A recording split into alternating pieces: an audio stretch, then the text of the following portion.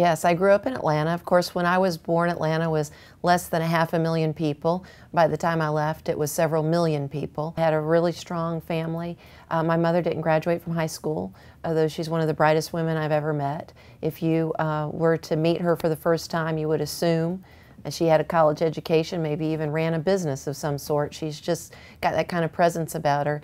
And yet I know the handicap she suffered under because she didn't graduate from high school, didn't of course then go to college, and basically worked in blue-collar jobs, which is sort of amazing when you meet her. And she just has a tremendous work ethic, a tremendous drive about her, and that was definitely brought into our family, and it's something my sister and I were raised with. Well, I was in college, and I was studying government and economics. I loved both those subjects, and one of the requirements of the government major was that I take constitutional law.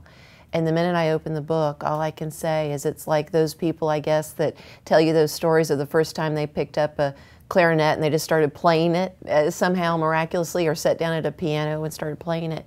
I opened the book and it just made perfect sense to me. It set things in order.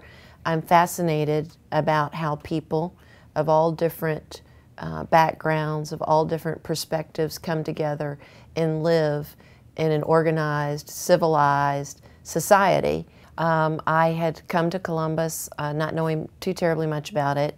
Had looked around, of course, for a home that I could afford. I had 2 large dogs at the time and had put an offer on a house, and it fell through at the last minute. The couple decided to stay. And so here I had these large dogs and no place to go. I couldn't live in an apartment. And so an acquaintance drove me around Columbus looking for rent signs. And they drove me through Overlook, which is one of the now historic districts in Midtown, and I immediately fell in love with it. The large old oak trees, the sidewalks, really the economic diversity, everything from starter homes to these grand, $1-million homes in one neighborhood. It was New Year's Eve day, and I was going to have a small little get-together. I went to the grocery store to pick up a few things, and while I was at the grocery store, unbeknownst to me, my dogs got out. Well, of course, an hour or so later, after running errands, I come home, and there's my neighbor standing in my front yard with his teenage daughter who's still dressed in her pajamas and her robe. And they tell me my dogs had gotten out probably immediately upon my leaving and had run all throughout what is now known as Midtown. And my neighbor had seen them run past his house, called into the local radio station and said 2 Dalmatians were on the loose in the Midtown area. And people started calling into the radio station with sightings, and he was tracking the sightings as they were announced on the radio, following my dogs, who ultimately they found down at Lake Bottom at St. Elmo Elementary School and brought them home.